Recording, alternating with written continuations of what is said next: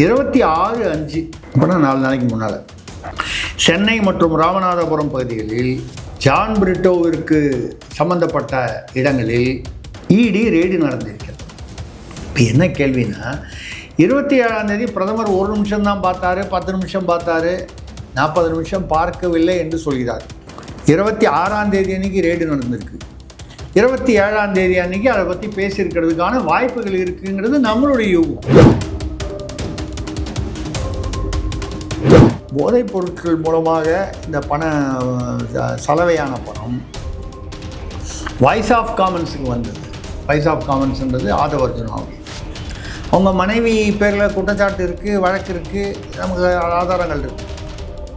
அவங்க உறவினரான ஜான் பிரிட்டோ அவர்கள் அப்ஸ்காண்டிங்காக இருக்கார் போதைப்பொருள் கடத்தல் விஷயத்தில். இப்போ அந்த போதைப்பொருள் கடத்தலுடைய ட்ரக் ப்ராசீட்ஸ் தான் வாய்ஸ் ஆஃப் காமன் மூலமாக தேர்தலுக்கு தாவேகாவுக்கு வந்தது அப்படிங்கிற ஒரு லைன் மத்திய அரசு எடுப்பதாக நமக்கு சில தகவல்கள் வருகின்றன. போதை கடத்தல் மூலமாக வந்த பணத்தில் தேர்தல் செலவு நடந்திருந்தால் இது நிச்சயமாக விஜயுடைய ஆட்சிக்கு சிக்கலை ஏற்படுத்தும். ஆதவர்ஜுனா வீட்டில் அவருடைய மனைவியாவே குற்றவாளியாக குற்றம் சாட்டப்பட்டவராக இருக்கக்கூடிய ஒரு பணச்சலவை வழக்கு 24 எர்ணாகுளத்தில் இன்னும் பெண்டிங் இருக்குது. இந்த பக்கம் அதில் A1ஆக இருக்கக்கூடிய ஜான் பிரிட்டோ, டிமா ரோஸ் மார்டின் அவர்களுடைய சகோதரர், அவர் இன்வால்வான போதைப்பொருள் வழக்கு இடியில் சர்க்குலர் இஷ்யூ பண்ணுற அளவுக்கு இருக்குது. இதில் இந்த புள்ளிகள் எங்கே இடி எப்படி அதை கனெக்ட் பண்ண போகுது, இதில் என்ன ரகசியங்கள் வெளியாக போகிறது என்பது நமக்கு தெரியாது. அப்படி வெளியானால் என்ன நடக்கும் என்றால் நிச்சயமாக அது இந்த ஆட்சிக்கு ஒரு மிகப்பெரிய அதிர்வலையாக இருக்கும். இப்போ ஒரு பேச்சு என்ன படிதுன்னா, இந்த ஆதாரங்கள் தான் விஜயிடம் காண்பிக்கப்பட்டன, அதில் அப்செட் ஆகி தான் அவர் அவசரமாக ராகுல் காந்தி சோனியா காந்தியை பார்க்காமையே, அப்புறம் திருவள்ளுவர் சிலையெல்லாம் திறந்து வைக்காமையே ஓடி வந்துட்டாருன்னா உடனடியாக திரும்பி ஏன்னா யாருடன் ஆலோசனை செய்ய வேண்டுமோ அதெல்லாம் ஆலோசனை பண்ணிகிட்டு இருக்காரு. அந்த சிறப்பு அதிரடி அந்த சிங்கப்பெண் மறுநாளைக்கு அந்த மூட் அப்செட்டாக இருந்ததுனால தான் 15 கோடி செலவில் ஏற்பாடு செய்யப்பட்ட அந்த ஒரு விழாவும் ரத்து செய்யப்பட்டது. இப்போ ஜாஃபர் சாதிக்குடைய விவகாரம், ஜாஃபர் சாதிக்கு மட்டும்தான் ஏதோ தமிழ்நாட்டில் போதைப் பொருள் கடத்துறவர் அப்படின்னு நம்ம புரிஞ்சுக்கிட்டு இருந்தோம். லாவா பெரிய அளவில் இப்போ பார்த்தா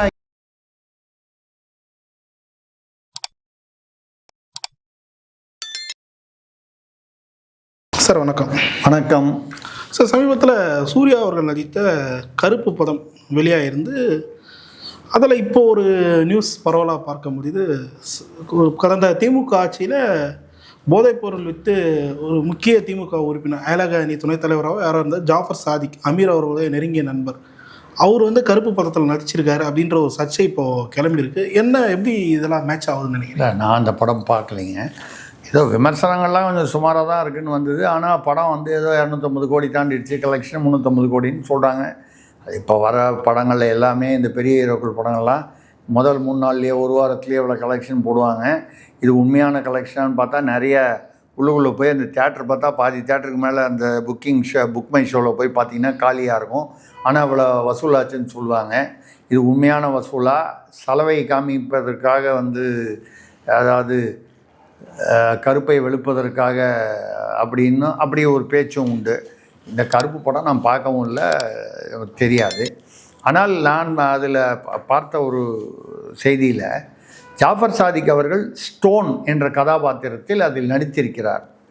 அப்போ தான் எனக்கு தெரியும் ஜாஃபர் சாதிக் ஒரு நடிகரும் கூட, அவர் சினிமாவிலும் நடிப்பார் என்று இப்போ தான் தெரிஞ்சுது. ஏன்னா அவர் இயல்பு வாழ்க்கையில் நடிக்கிறார்னு நமக்கு தெரிஞ்சு போச்சு. இந்த மாரத்தான் போதைப்பொருள் விழிப்புணர்வு மாரத்தானை துவங்கி வைப்பதாக அவர் நடிக்க, அவருக்கு சால்வை போத்து அவருக்கு ஏதோ பரிசெல்லாம் கொடுத்தாங்க உயர் காவல்துறையை திமுக ஆட்சியில். அப்புறம் பார்த்தா அவர் தான் இந்த ஃபுட்டு மெட்டீரியல்ஸ்லாம் எக்ஸ்போர்ட்டில் அதை ரீபேக் பண்ணி ஸ்ரீலங்கா வரைக்கும், தமிழ்நாடு மட்டும் இல்லாமல் ஸ்ரீலங்கா வரைக்கும் அது அவர் தான் விநியோகம் பண்ணார். இயக்குனர் அமீரோட தொடர்பு மட்டும் இல்லாமல் பண பரிவர்த்தனை இருந்ததுன்னு சொன்னாங்க. அதுக்கப்புறம் அவருடைய ஜாஃபர் சாதிக்குடைய ஃபண்டிங்கில் தான் அந்த அது பேர் என்ன, அவங்க கிருத்திகா உதயநிதி ஸ்டாலின் அவர்கள் ஒரு பட இயக்குனர். அவங்க அந்த படத்துக்கு இவர் தான் தயாரிப்பாளர், இல்லை ஃபைனான்ஸ் பண்ணாருன்னு சொன்னாங்க. ஒரு இவருடைய பின்னணி தெரியாமையே அவங்க அந்த படத்தை இயக்க ஒத்துக்கிட்டுருக்கலாம் ஒரு இயக்குனர் என்கிற முறையில். ஆக இதெல்லாம் அப்போ வெளியில் வந்தது. தேர்தலுக்கு முன்னால் கூட அவர் 900 கோடி என்னமோ அவர் வீட்டில் பணம் இருந்ததற்கான பணம் இருந்து தேர்தலுக்காக அது அனுப்பப்பட்டதாக ஆவணங்கள் பிடிபட்டன, அந்த ஓட்டர் லிஸ்ட்டோட. இதெல்லாம் வந்து ஆனால் இப்போ சினிமாலேயே அவர் நடிக்கிறவர் அப்படிங்கிறது இப்போ தான் செய்தி. ஸ்டோன் என்ற கதாபாத்திரத்தில் நடிப்பதாக நான் செய்தி படித்தேன். நான் படம் பார்க்கலைங்கிறதுனால அவர் எவ்வளவு சிறந்த நடிகர்னு என்னால் சொல்ல முடியல. அது என்ன கதாபாத்திரம் தெரியல. இது ஒரு வகையில் இருக்க அவர்கள் சூர்யா ஜோதிகா அவர்கள் வந்து பேசுனாங்க. அவங்க சொந்தக்காரங்க தான் யாரோ தயாரிப்பாளர், நடுவில் வந்து அவங்க ஏதோ பண பாக்கி வச்சுருக்காங்கன்னு சொல்லி அது ரிலீஸ் ஆகும்போது கூட தடை வச்சு அப்புறம் அது சரியாயிடுச்சு, ஏதோ பண்ணி வந்துட்டாங்க. அவங்க சூர்யா குடும்பத்துடைய உறவினர், வேண்டியவர் தான் தயாரிப்பாளர். அதெல்லாம் இருந்துட்டு போட்டோம், அது ரைட்டு, புரிஞ்சுக்கிறோம். நம்ம ஒரு பெரிய ஹீரோ இருப்பார்னா அவங்கள சுற்றி ஒரு பண வட்டம் இருக்கும், அது கலராக இருக்கும், ஒயிட்லேயும் இருக்கும், பிளாக்லேயும் இருக்கும், பல விதமான பச்சை கலர் மஞ்சள் கலர்னு இருக்கும். ஸோ அதெல்லாம் அப்படி தான் வருங்கிறது நமக்கு தெரியுது. ஆனால் நம்ம என்ன அதில் சொல்ல வரோம்னா, ஜோதிகா அவர்கள் அப்போல்லாம் முன்னால் பேசுனாங்க, இந்த கோயில், அந்த சோழர் காலத்து கோயில் இதெல்லாம் வந்து புனரமைப்பு செய்யணும் அப்படிங்கும்போது அதிலெல்லாம் போய் செலவு பண்ணுறதுக்கு பதிலாக ஆஸ்பத்திரி கட்டலாமே, இல்லை ஆஸ்பத்திரிகளுக்கு மேம்படுத்தலாமே. உண்மையாக நியாயமான விஷயம். ஆஸ்பத்திரிகள் மேம்படுத்தணுன்றது முக்கியமான விஷயம். அதுக்காக நம்மளுடைய பாரம்பரியமான கோயில்களை வந்து நம்ம விட்டுறக்கூடாது. அவர்கள் வந்து வேறு மதத்திலிருந்து ஒரு இந்து மதத்தை சேர்ந்தவரை திருமணம் செய்து கொண்டு வரதாக இருக்கலாம், அது அவர்களுடைய தனிப்பட்ட விஷயம். நீங்கள் அப்படி சொல்லும்போது கோயில்களுக்கு செலவு பண்ணுறத நீங்கள் ஆஸ்பத்திரிக்கு செலவு பண்ணலான்னு அப்போ பேசினாங்க. அது பெரிய சர்ச்சையாச்சு. ஏனென்றால் மசூதிகளுக்கு செலவு பண்ணுறதெல்லாம் வந்து நீங்கள் வந்து இந்த மாதிரி சொல்லுவீங்களா? அதுவும் நீங்கள் வேற்று மதத்திலிருந்து மாறி வந்து திருமணம் செய்து கொண்ட போது மசூதியை செலவு பண்ணுறதுக்கு பதிலாக ஆஸ்பத்திரிக்கு பண்ணலான்னு சொல்லாமல் கோயில்களை சொல்லும் பொழுது ஏதோ அங்கே ஒரு அஜெண்டான்னு சொல்லக்கூடிய அது சர்ச்சைக்குரியதாச்சு. அதுக்கப்புறம் அவங்களும் விட்டுட்டாங்க. இப்போ நமக்கு என்ன தெரியலன்னா, இதில் நிறைய 350 கோடி 450 கோடின்னு பணம் வசூலாகுதுன்னு சொல்கிறாங்க. அது உண்மையாக இருக்கும் பட்சத்தில் அதில் இதில் வந்து ஆஸ்பத்திரி கட்டுறதுக்கு ஏதாவது கொடுப்பாங்களா இந்த லாபத்தில்? இன்னொன்று, அந்த கடவுள் கோயிலுக்கு செலவு பண்ணக்கூடாது அப்படின்னா கடவுளுக்கு செலவு பண்ண அந்த கடவுள் பேரை வச்சு தான் இந்த படமே எடுத்திருக்காங்க, கருப்பசாமின்னு. உண்மையிலேயே கருப்பசாமி கோயில் என்பது எந்த கிராமத்தில் போய் பார்த்தீங்கன்னாலும் ஐயனார் கோயில், கருப்பசாமி கோயில் இருக்கிறது தான் கிராமத்து கடவுள்கள், கிராம கடவுள்கள். இந்த கிராம தேவதைகள், கிராம தேவர்கள், அதான் கடவுள்கள்னு சொல்லணும். இந்த கோயில் எல்லாமே ரொம்ப இடிபாடுகளோட, இல்லை ஒரு ஏழ்மையான நிலைமையில், பெரிய ஒரு விளம்பரமோ இல்லை வந்து அதுக்கான ஒரு கட்டமைப்போ இல்லாமல் சாதாரணமாக இருக்கும். அந்த கோயில்களுக்கெல்லாம், அந்த கருப்பசாமி கோயில்களுக்காவது செலவு பண்ணுவீங்களா, இல்லை ஆஸ்பத்திரிக்கு பண்ணுவீங்களா? இது நமக்கு அவர்கள் மீதான கேள்வி. சரி, இப்போ நீங்கள் சொன்ன அந்த ஜாஃபர் சாதிக்கு அப்படி வருவோன்னா, ஒரு பேச்சு என்னென்ன படித்தனா, பேர் தான் வந்து சூர்யாவுக்கு உறவினர் ஒருவருடைய பேரில் வந்து தயாரிப்பு. ஆனால் ஏன்னா எப்போவுமே தயாரிப்பாளர் வேறையாக இருக்கும், ஃபினான்ஷியர் வேறையாக இருக்கும். ஃபினான்ஷியர்ன்றவர் பணம் போட்டுட்டு அப்படியே வாங்கிடுவார், தயாரிப்பாளர்ன்றவர் தயாரிப்பில் ஈடுபடுவார். அந்த வகையில் ஃபினான்ஷியர் வந்து ஜாஃபர் சாதிக் தான் பின்னால் இருந்து ஃபினான்ஸ் பண்ணியிருக்கார் அந்த படத்துக்குன்னு சொல்கிறாங்க.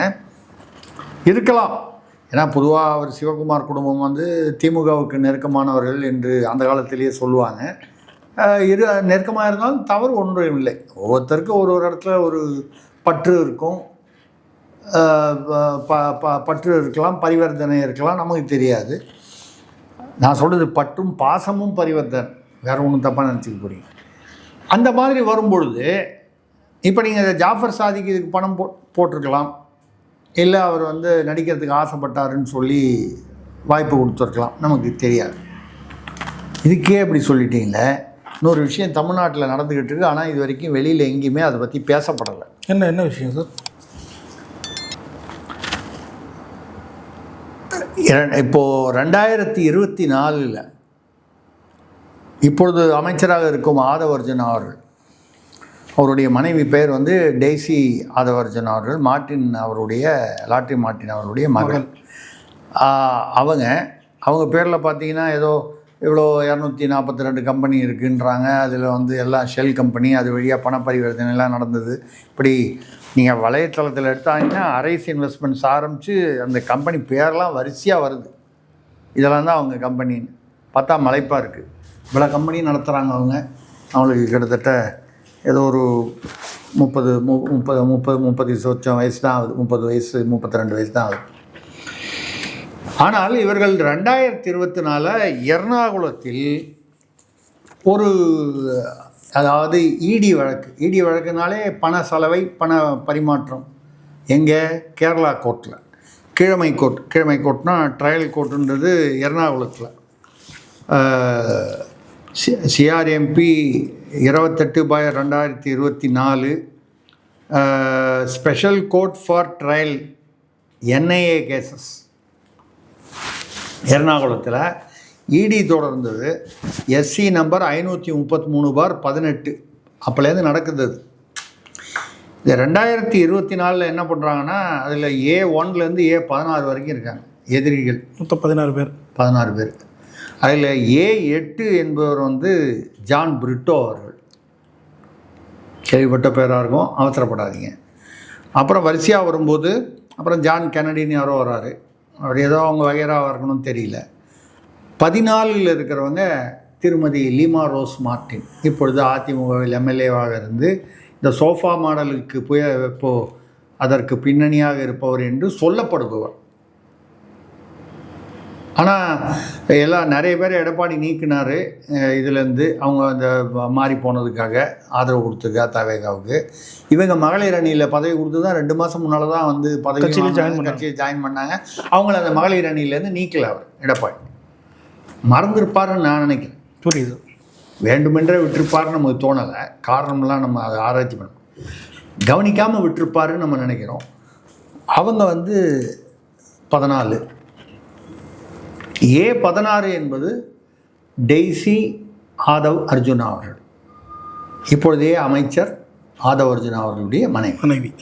இவங்க வந்து அந்த எர்ணாகுளம், அதாவது கேரளா ஹைகோர்ட்டில் என்ன மனு போடுறாங்கன்னா, ஏற்கனவே யாரோ ஒரு அந்த அக்யூஸ்டு எதிரிகளில் யாரோ வந்து இந்த வழக்கிலேருந்து வெளிநாடு போகணுங்கிறதுக்காக பர்மிஷன் கேட்டு கொடுத்துருக்கீங்க.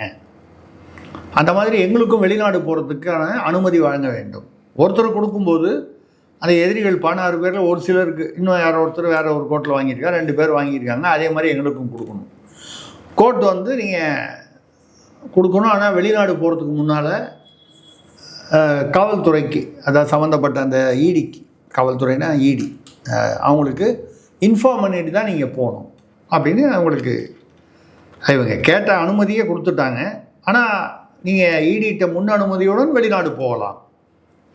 அப்போது இது எதனாலனா பணச்சலவை, பண பரிமாற்றம், இடி, என்ஐஏ இவங்கெல்லாம் இன்வால்வ்டான ஒரு கேஸு.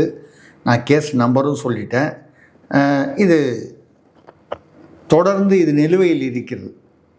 இன்னும் கேஸ் முடியல, குற்றவாளின்னு முடியல, நிரபராதின்னு முடியல.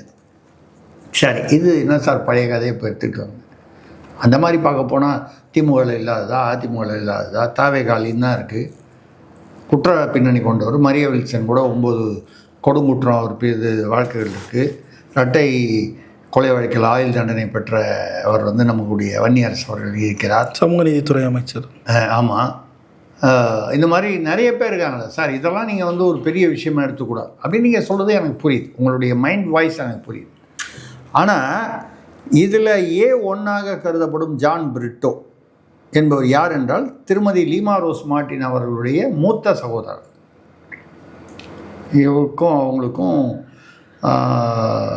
இவங்க இப்போது லீமா ரோஸ் அவர்களுக்கு 56 வயது, அவருக்கு 59 வயது. இவர் வந்து இந்த 2024 இவர் வந்து அப்ஸ்காண்டிங்னா தெரியுமா, தலைமறை தேடப்படுபவர். இப்போது நம்ம இப்போ வரோம் சினிமாவில் வர மாதிரி. இப்போ இது வரைக்கும் சொன்னது ஃப்ளாஷ்பேக்ஸு. ஃப்ளாஷ்பேக். இப்போ கிளைமேக்ஸ். ஒரு 26/5 அப்படின்னா 4 நாளைக்கு முன்னால், இன்னைக்கு தேதி 1 5 நாளைக்கு முன்னால், சென்னை மற்றும் ராமநாதபுரம் பகுதிகளில் ஜான் பிரிட்டோவிற்கு சம்பந்தப்பட்ட இடங்களில் இடி ரெய்டு நடந்திருக்கிறது. இது எதற்காக நடந்திருக்கிறது அப்படின்னு பார்த்தீங்கன்னா, 2024 மறுபடியும் 2024 99 கிலோகிராம் மெட்ஸ் போதைப்பொருள். உங்களுக்கு மெட்ஸுன்னு சொன்னால் புரியாது, ஜாஃபர் சாதிக்கு கிட்ட கைப்பற்றப்பட்ட அந்த மெட்ஸு, அந்த மாதிரி அந்த அடையாளத்துக்காக சொன்னேன். அவர்கள் தான் நிறைய இருந்தது. அப்போ இப்போ மெட்ஸுன்னு சொன்னால் நமக்கு ஜனங்களுக்கு புரியாது, அதனால் நம்ம அப்படி சொல்ல வேண்டும். ஜாஃபர் சாதிக்கு தம் இருந்த போதைப் பொருள். ஆமாம், அந்த மெட்ஸு 99 கிலோ பிடிச்சி கிட்டத்தட்ட 108 கோடி ரூபாய் வருமானம் உள்ளதா. அவர் வீட்டில் சிக்கியிருக்கா? இல்லை, இது ஒரு யார்கிட்டயோ ஒரு ஸ்ரீலங்காவுக்கு படகுல போகும்போது ஜான்சன், ரமேஷ்டன் ஏதோ ஒரு 4 பேர், பிரதாப்போ பிரதீப்போ யாரோ ஒருத்தர், இங்கே 4 பேர் எடுத்துகிட்டு போனாங்க, மாட்டிக்கிட்டாங்க. அதே மாதிரி அதை ஒட்டிய கொஞ்ச நாள் பொறுத்து 150 கோடி வருமானம் உள்ள இதே மெட்ஸு போதைப்பொருள் அதுவும் சிக்கிச்சு. 2 லாட் சிக்கிச்சு. இந்த 2 லாட்லேயும் ஈடுபட்டது கிட்டத்தட்ட ஒரே குரூப். நான் சொன்ன இவங்கெல்லாம் வெறும் பணியாளர்கள், ஆட்கள். என்ன சொல்கிறது, கூரியர்ன்ற மாதிரி கொண்டு போய் சேர்க்க வேணால் அவனுக்கு ஏதோ காசு கொடுக்குறது, இவ்வளோதான். அவனை பிடிச்சி விசாரித்த போது எங்களுக்கெல்லாம் இந்த சிண்டிகேட்டுக்கெல்லாம் தலைவர் ஜான் பிரிட்டோ அவர்கள் தான், அவருக்காக தான் நாங்கள் வேலை பார்க்குறோம் அப்படின்னு சொல்லிட்டார். இந்த ரெய்டு எப்போ நடந்தது? 26/5/2026, 5 நாளைக்கு முன்னால். சரியாக உங்களுக்கு புரிகிற மாதிரி சொல்லணுன்னா 27/5 அன்று தான் முதல்வர் விஜய் பிரதமர் அவர்களை சந்தித்தார். அது மரியாதை நிமித்தம் எல்லா முதல்வரும் சந்திக்கிறாங்க. இவர் கேரளா முதல்வர், இத்தனைக்கும் அவர் காங்கிரஸ் இருந்தாலும் அவர் சந்தித்து 40 நிமிஷம் பேசினார். அப்போ முதல்ல செய்தி இவர் 10 நிமிஷம் தான் பேசினார். இவர்கிட்ட 4 கோரிக்கை தான் கொடுத்தாருன்னு செய்தி வந்துச்சு. தமிழ்தாய் வாழ்த்தை பற்றி கோரிக்கை கொடுத்தாரு. மீனவர்கள், இந்த மேகதாது, அப்புறம் தமிழ்நாட்டில் ஒரு இராணுவ விமான நிலையம் அமைக்கணும், பாதுகாப்பு விமான நிலையம், அப்படிலாம் சொல்லி 4 கோரிக்கைன்னு சொல்லி பத்திரிகை தகவல்கள் வராங்க. பின்னாலேயே ஒரு சில பத்திரிகைகளில் இல்லைங்க ஒரு 10 நிமிஷம்லாம் சந்திக்கல, 1 நிமிஷமும் 19 வினாடிகளும் தான் அவர் பிரதமரோடையே இருந்தார். 1 நிமிஷம் 19 அந்த செய்தி உண்மையாக இருந்தால் போய் உட்கார்ந்து கை கொடுத்துட்டு ஏந்து வர்றதுக்கே அந்த 1 நிமிஷம் ஆயிருக்கும். தாவேகா சைட்லேருந்து 40 நிமிஷம் இருந்தாருன்னு சொல்லி அவங்க ஒரு ரீல்ஸு போட்டுக்கிட்டு இருக்காங்க. தாவேகா ரீல்ஸை இப்போ ஜனங்க நம்புறதில்ல. இந்த டாம் அண்ட் ஜெர்ரி மாதிரி படம் பார்க்குற மாதிரி அந்த முடிவுக்கு வந்துட்டாங்க. சும்மா சுவாரஸ்யமாக இருக்கும், ஆனால் அது உண்மையாக இருக்காது அப்படிங்கிற முடிவுக்கு இந்த 1 மாதத்துலேயே வந்துட்டாங்க. அவ்வளோ ரீல்ஸ் போட்டிருக்காங்க. நம்ம கூட இந்த போன தடவை செயின்ட் கோபைன்ஸ் பற்றி பேசணும், அந்த மாதிரி. இன்னொரு இடத்துல ஒரு குழந்தை ஒன்று காணாமல் போச்சுன்னு சொல்லி அந்த அம்மா லோக்கல் எம்எல்ஏ, தாவேகா எம்எல்ஏக்கு புகார் கொடுத்து உடனே இவங்களை கூப்பிட்டு, போலீஸ்காரங்களை கூப்பிட்டு மறுநாள் காலையில் 24 மணி நேரத்துக்குள்ளே குழந்தைய கொண்டு வீட்டில் விட்டாங்க. அப்புறம் உண்மை என்னன்னு கொஞ்சம் விசாரித்து பார்த்தா, இந்த குழந்தை தெரிஞ்சே தான் பாட்டி வீட்டுக்கு போயிருக்கு. அவங்க அம்மாவுக்கும் தெரியும். சும்மா அந்த அம்மாவை விட்டு எம்எல்ஏ கிட்ட சும்மா அந்த ஃபிலிம் செட் பண்ணுற மாதிரி பண்ணாங்க. அவர் முன்னாள் முதலமைச்சர் ஸ்டாலின் ஏதோ ஒரு ஹைவேஸில் வருவார். கார் திடீர்னு குறுக்க 4-5 பொம்பளைங்க நல்லா பட்டுப்புடவையெல்லாம் கட்டிக்கிட்டு வருவாங்க. திடீர்னு வந்தவுடனே, ஐயா உங்கள் ஆட்சி ரொம்ப பிரமாதமாக இருக்குது, அப்படியாம்மா அப்படி இறங்கி மகிழ்ச்சியாக இருந்தது. அந்த வீடியோ ஃபோட்டோகிராஃபர்கிட்ட சொல்லி தொலையலாம்ல. அவங்க கரெக்டாக அவங்க வர்றாங்களே, அந்த வர பாதையை காமிப்பான். தூரத்துக்கு கண்ணு கெட்டின தூரம் வரைக்கும் கிராமமே இருக்காது, காடாக இருக்கும். அந்த வழியில் எப்படி வந்தாங்க, எங்கேருந்து வந்தாங்க, அவங்க ஏன் முதலமைச்சர் அப்படின்னா என்ன அர்த்தம்? அப்போ தான் 5-10 நிமிஷம் முன்னால் முதல்வர் வரதுக்கு முன்னால் வேனில் கொண்டு நம்ம ஆளுங்க திமுகலேருந்து இல்லை அரசியலேருந்து இறக்கி விட்டு போயிட்டாங்க. இது ஒரு செட்டப்பு. இது நிறைய வாக்கிங் போகும்போது எதிரில் யாரோ வந்தாங்க. இந்த பெஞ்சில் யாரோ ஒரு பிரபலமானவர் கமலஹாசன் மகள் எதேச்சியாக உட்காந்து பேசினாங்க.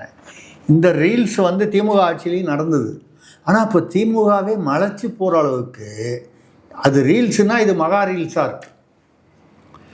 அந்த மாதிரி ரீல்ஸ் இருக்கும் பொழுது இப்பொழுது வந்து இந்த ஜான் பிரிட்டோ அவர்கள் அப்ஸ்காண்டிங்காக இருக்கிறார். அவர்தான் இந்த போதைப்பொருள் கடத்தலுக்கு அந்த சிண்டிகேட்டுக்கு தலைவர் அல்லது மூல காரணமாக இருப்பவர் என்று இந்த பிடிபட்டவர்கள் சொல்கிறார்கள். இது சம்பந்தமாக 26/5 அன்று சென்னை ராமநாதபுரம் பகுதிகளில் ஜான் பிரிட்டோவுக்கு தொடர்பான பகுதிகளில் சொல்கிறாங்க. அது என்ன பகுதி, என்ன கம்பெனியா, ஃபேக்ட்ரியா, வீடா, நமக்கு தெரியாது. நடந்திருக்கு. என்கிட்ட வந்து இடி வந்து அந்த சர்க்குலர் போட்டிருக்கு. என்னைக்கு தேதியில் 27/5 அன்று இந்த 4 பெயர்கள் யார் மாட்டினாங்க, இவங்கெல்லாம் ஜான் பிரிட்டோன்னு சொன்னாங்க, ஜான் பிரிட்டோ தேடப்பட்ட ஒருவர், இதெல்லாம் உள்ள சர்க்குலர் காப்பி நான் வச்சுருக்கேன். அதே மாதிரி நான் முன்னால் சொன்ன பாருங்கள், இந்த வெளிநாடு போவதற்காக அனுமதி கேட்டாங்க. ஒரு வழக்கு இருந்தது, அது கீழமை கோர்ட்டில் இருந்தது எர்ணாகுளத்தில். அப்புறம் கேரளா ஹைகோர்ட்டில் வந்து அந்த அனுமதி பெற்றாங்கன்னு அதோடைய ஆர்டர் காப்பியை நான் வச்சுருக்கேன். அதாவது சும்மா ஏதோ சொல்லணுமேன்றதுக்காக நான் சொல்லலை, ஆதாரங்களோடு தான் சொல்கிறேன், ஆதாரங்களோடு. இப்போ என்ன கேள்வினா, 27ஆம் தேதி பிரதமர் 1 நிமிஷம் தான் பார்த்தாரு, 10 நிமிஷம் பார்த்தாரு, 40 நிமிஷம் பார்க்கவில்லை என்று சொல்கிறார். அவரை வந்து சந்தித்தது வந்து ஆக்சுவலாக வந்து டிவி சோமநாதன் என்கிற கேபினெட் செக்ரட்டரி, தமிழ்நாடைச் சேர்ந்த ஐஏஎஸ் அதிகாரி. ஜெயலலிதா இருக்கும்போது ஃபினான்ஸ் செக்ரட்டரியாக இருந்தார். அப்புறம் நிதியமைச்சர் நிர்மலா சீதாராமன் அவர்களிடம் அந்த இதில் செக்ரட்டரியாக இருந்தார், அந்த அமைச்சரவையில். அதுக்கப்புறம் பிரதமருடைய இதில் கேபினெட் செக்ரட்டரியாக ப்ரமோஷன் ஆகி இப்போ அங்கே இருக்கார். அவர் தான் ஏறத்தாழ ஒரு 20 நிமிடம் சந்தித்து பேசினார். யார்கிட்ட? விஜய்கிட்ட. சில வருத்தங்களை பகிர்ந்து கொண்டார்னு சொல்கிறாங்க. அது என்ன வருத்தம், ஏன் வருத்தம்? அதே மாதிரி சில ஆதாரங்களையும் பகிர்ந்து கொண்டார். இப்போது அந்த ஆதாரங்கள் என்ன? இப்போது முதல் நாள் இன்றைக்கி 27ஆம் தேதி இன்றைக்கி சர்க்குலர் போட்டிருக்காங்க இடியில். உங்களுக்கு எப்படி சார் தெரியும்? காப்பி வச்சுருக்கேன். 26ஆம் தேதி அன்றைக்கி ரெய்டு நடந்திருக்கு. 27ஆம் தேதி அன்றைக்கி அதை பற்றி பேசியிருக்கிறதுக்கான வாய்ப்புகள் இருக்குங்கிறது நம்மளுடைய யூகம். வேறு ஏதாவது கூட பேசியிருக்கலாம், நமக்கு தெரியாது. அப்படி பேசி ஏன் இது அப்படின்னு சொன்னால், இந்த பணம் போதைப் பொருட்கள் மூலமாக இந்த சலவையான பணம் வாய்ஸ் ஆஃப் காமன்ஸுக்கு வந்தது. வாய்ஸ் ஆஃப் காமன்ஸுன்றது ஆதவர்ஜுனாவுடைய, அவங்க மனைவி பேரில் குற்றச்சாட்டு இருக்குது, வழக்கு இருக்குது, நமக்கு ஆதாரங்கள் இருக்குது. அவங்க உறவினரான ஜான் பிரிட்டோ அவர்கள் அப்ஸ்காண்டிங்காக இருக்கார் போதைப்பொருள் கடத்தல் விஷயத்தில். இப்போ அந்த போதைப்பொருள் கடத்தலுடைய ட்ரக் ப்ராசீட்ஸ் தான் வாய்ஸ் ஆஃப் காமன் மூலமாக தேர்தலுக்கு தாவேகாவுக்கு வந்தது அப்படிங்கிற ஒரு லைனை வந்து மத்திய அரசு எடுப்பதாக நமக்கு சில தகவல்கள் வருகின்றன.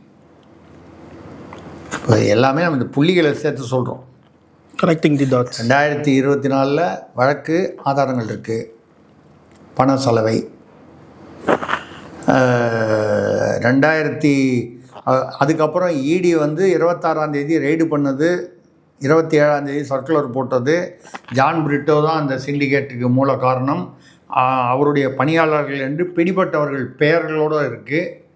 ரெய்டு நடந்த விஷயத்தையும் அதில் போட்டிருக்காங்க. இந்த எவ்வளவு பிடிச்சாங்க, போனாங்க, வந்தாங்க. பிடிச்சதெல்லாம் 2024 இப்போ இல்லை. அதோடைய அது சம்மந்தமான ரெய்டு இப்போ நடந்து ஆவணங்கள் எடுத்திருக்கேன். இது இப்போ வாய்ஸ் ஆஃப் காமன்ஸுக்கு வந்த பணம் இதிலிருந்து வந்ததா என்பதை இடி விசாரணை இல்லை என்ஐஏ அளவுக்கு விசாரணைக்கு போகுமான்னு தெரியல. இடி வரும்போது சில தேச விரோத அப்படின்னா என்ஐஏ வரும். வெறும் பணப்பரிமாற்றம் சலவைனா இடி. இது எந்த அளவுக்குன்னு தெரியல. அந்த கேரளாவில் வந்து என்ஐஏவும் அதில் இணைந்து கொண்டது அந்த இடி வழக்கில். அப்படி இருக்கும்போது இதில் வருமானு தெரியல. அப்படி வாய்ஸ் ஆஃப் காமன்ஸ் மூலமாக வந்துதா என்று நாம் வந்து உறுதிப்படுத்தவில்லை. இது வந்து விசாரணையில் தான் உறுதியாகும். அப்படி வந்தது என்றால் ஆதவர்ஜுனா தான் வாய்ஸ் ஆஃப் காமன்ஸ் மூலமாகவோ இல்லை வேறு வழியிலேயோ இந்த விக்கிரவாண்டி மாநாட்டுக்கு அப்புறம் அதுலேருந்து வரிசையாக செலவு செய்தார். 500 கோடி செலவு செஞ்சாருங்கிறாங்க, 800 கோடி செலவு செஞ்சாருங்கிறாங்க, 1500ன்றாங்க. எவ்வளவுன்னு தெரியல. செலவு பண்ணவர்கள தெரியும், நமக்கு எப்படி தெரியும்? அப்படியா இருந்தால் ட்ரக்ஸிலிருந்து வந்த பணத்தை வைத்துக்கொண்டு தேர்தலில் வெற்றி பெற்றதாக ஏற்கனவே எடப்பாடி அவர்கள் இன்பதுரை மூலமாக போய் இவருக்கு ஆளுநர்கிட்ட வந்து இது கொடுத்துருக்காரு, மனு கொடுத்துருக்கு. என்னென்ன சிபிஐ விசாரணை வேணும், இது குதிரை பேரம். குதிரை பேரம் நடந்திருப்பது என்பது வந்து ஒரு யூகத்தில் வந்து சரியாக இருக்கும் என்பது என்னுடைய கருத்து. இல்லைன்னா ஒரு மாதம் முன்னால் எடப்பாடியோட தலைமை பிடிச்சி, எடப்பாடியோட கொள்கை பிடிச்சி, அதிமுகவோட கொள்கை கோட்பாட்டில் அப்படியே வந்து ஈர்ப்பில் இருந்த இசை சுப்பையா, மரகதம் குமாரவேல், ஜெயக்குமார், இந்த பெருந்துரை ஜெயக்குமார், சத்யபாமா, இவங்கெல்லாம் வந்து ஒரு மாதத்துக்குள்ளே என்ன பெரிய கொள்கை கசப்பு ஏற்பட்டு விஜயுடைய கொள்கையில் விஜய்க்கு தனியாக, விஜய் என்றால் தாவேகாவிற்கு தனியாக என்ன கொள்கை இருக்குது? ஏறத்தாழ 90% திமுகவோட கொள்கை தான். திமுகவோட கொள்கை அதிமுகவுக்கு பிடிக்காதுன்னு சொன்னால் அப்படின்னு மக்களை நம்ப வைக்கிறாங்க இல்லையா? அப்படியா இருந்தால் இது எப்படி செட் ஆச்சு? சில பார்த்தீங்கன்னா அதே திமுகவும் அதிமுகவும் ஒன்றா சேர்ந்து விஜய் ஆட்சிக்கு வர விடாமல் எடப்பாடியை முதல்வராக்குறது, இல்லைன்னா திருமாவளவன் முதல்வராக்குன்னு பேசுனதெல்லாம் வெளியில் வந்துடுச்சு. சரி, மக்கள் இன்னும் நம்புகிறார்கள், திமுக வேறு அதிமுக வேறு, கொள்கை வேறு கோட்பாடு வேறுன்னு நம்புகிறாங்கன்னே வச்சுப்போம். இது எப்படி நடந்தது? இந்த வாய்ஸ் ஆஃப் காமன்ஸ் மூலமாகவோ ஆதவர்ஜினா மூலமாகவோ இந்த பணம் வந்திருந்தால் அப்பொழுது ட்ரக் ப்ராசீட்ஸ், போதை கடத்தல் மூலமாக வந்த பணத்தில் தேர்தல் செலவு நடந்திருந்தால் இது நிச்சயமாக விஜயுடைய ஆட்சிக்கு சிக்கலை ஏற்படுத்தும். விஜய் உட்பட ஆதவர்ஜுனா இவர்களுக்கு சிக்கலை ஏற்படுத்தும். இதுதான் வந்து இப்போது வந்திருக்கிற செய்தி.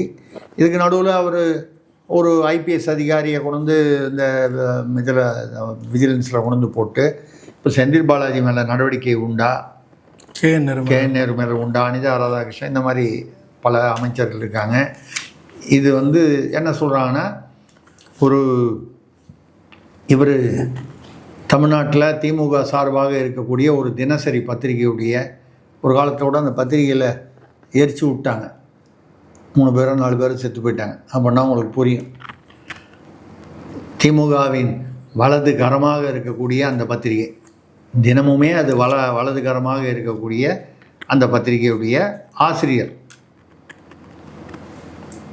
அவர் வந்து இந்த பத்திரிகையாளர் மன்றத்திலலாம் கூட இருக்கார். அவர் இங்கே ஜான் ஆரோக்கியசாமியுடைய உதவியாளரான கலை என்ற கலைச்செல்வன், அவரோட தொடர்பு உண்டு. அவர் முன்னால் பார்த்தீங்கன்னா ஒரு பிரபலமான ஒரு புலனாய்வு பத்திரிகையில் இருந்தார். நான் பத்திரிகை நடத்தும் போதெல்லாம் அந்த பக்கம் இன்னொரு புலனாய்வு பத்திரிகையில் இருந்தார். அதுக்கு பேர் தான் ஜூனியரு. ஆனால் நான் வந்து அந்த பத்திரிகையுடைய வயசுக்கு நான் ஜூனியரு, இருந்தாலும் அது பேர் ஜூனியரு, ரைட். அந்த கலை வந்து யார்கிட்ட இருக்கார் உதவியாளரான ஜான் ஆரோக்கியசாமி.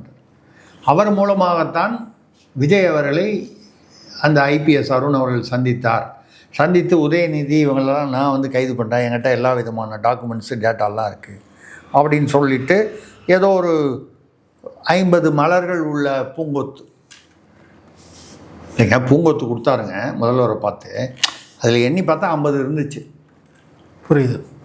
புரிஞ்சிச்சா? சும்மா அந்த திமுக ஆட்சியில் ஸ்வீட் பாக்ஸ்ன்னு சொல்லி இப்போ ஸ்வீட் பாக்ஸ்னாலே எங்கள் வீட்டில் போய் வந்து ஏமா ஒரு ஸ்வீட் பாக்ஸ் வாங்கிட்டு வந்தேன்னா நீங்களுமா அப்படின்னு கேட்க ஆரம்பித்தாங்க. அதனால் நம்ம கொஞ்சம் அந்த ஆட்சிக்கு ஏற்ற மாதிரி நம்ம பேரை மாற்றோம். மலர் கொத்தில் 50 மலர்கள் இருந்ததுன்னு சொல்கிறாங்க. தெரியல, நமக்கு உண்மை தெரியாது. அதுக்கப்புறம் தான் அவர் அந்த இடத்துல போட்டாங்க. இதில் இந்த பக்கம் திமுகலேருந்து சிரிக்கிறாங்க.